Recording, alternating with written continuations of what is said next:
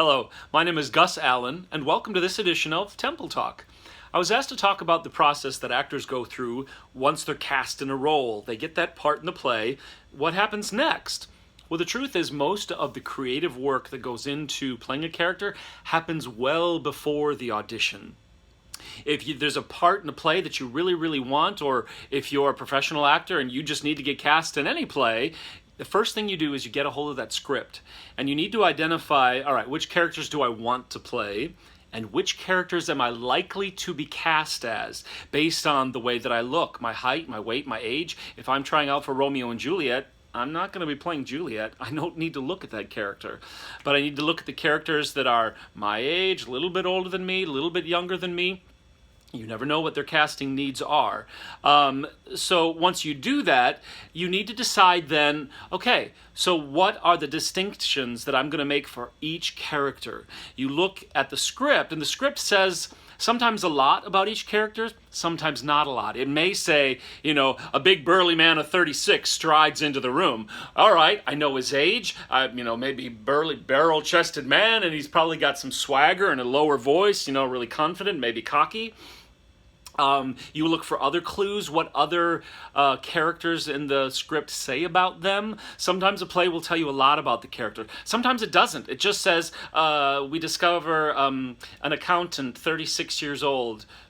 That's it. Doesn't ever reference anything more about that character. So I might make the choice to make him a nervous, squirrely little guy who just doesn't like attention, no, please, it wasn't me. I didn't tell Tony, I swear. Someone who just raised their voice a little bit. They might be fidgety. But these are all qualities that we can bring to these characters when the playwright doesn't say anything about them. Now, all the choices we make have to serve the script and the story and be very clear to the audience. It's not a showcase where I can show you all the skills I have at once. No, that's not. It's not about us. As actors. It's about what we can do to tell this story and get the message across most clearly, most succinctly, and carry that emotional truth. So all the decisions we make for these characters have to serve that purpose. So with like I said, each persona, each role that I might get cast as, or I'm hoping to get cast as, each one is going to have a unique voice, a unique physicality, and a unique inner spirit.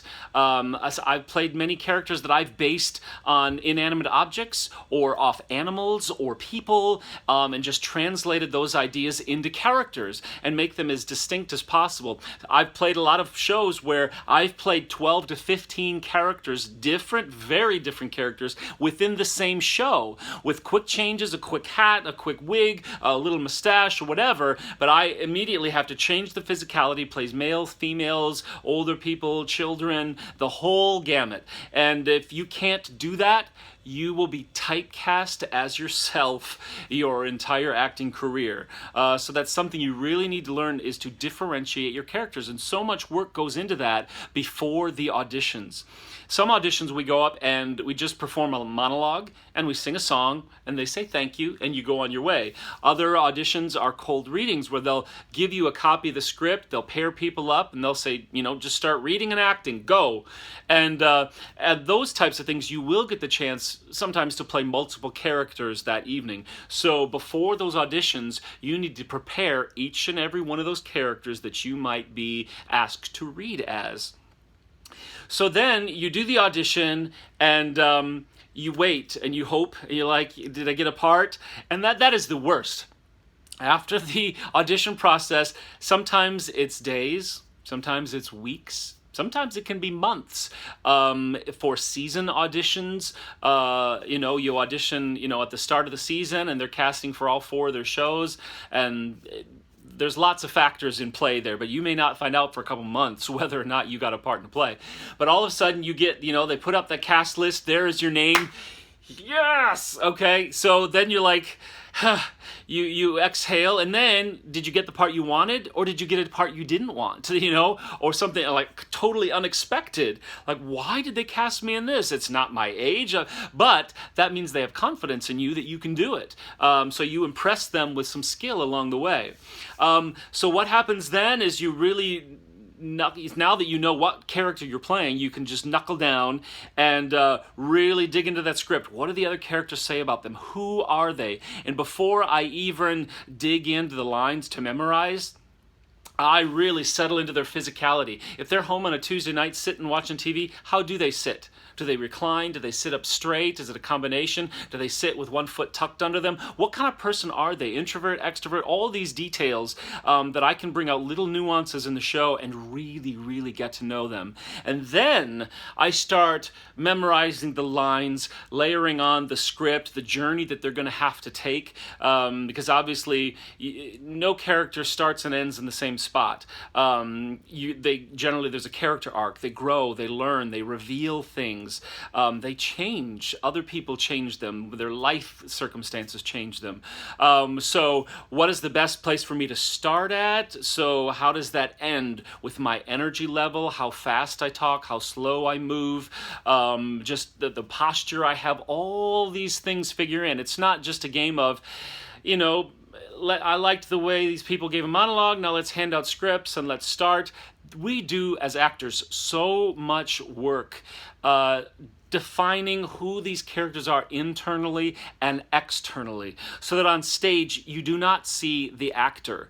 You see this character that is there. I'm a massive introvert, and being looked at or talked about in public is terrifying to me. I hate it. But I will get up and I do improv at Comedy Works in Raleigh, make a fool out of myself because you're seeing my work and not me. It's very specific choices that I'm making. Same with theater. You are looking no different than if I painted a painting, but I'm using my body and my voice as a canvas to create this character, to tell this story that you're watching. There are so many actors who are introverts that people would never believe, but how can you get up on stage and do that when you can't even come up to me and sing 2 words of a song?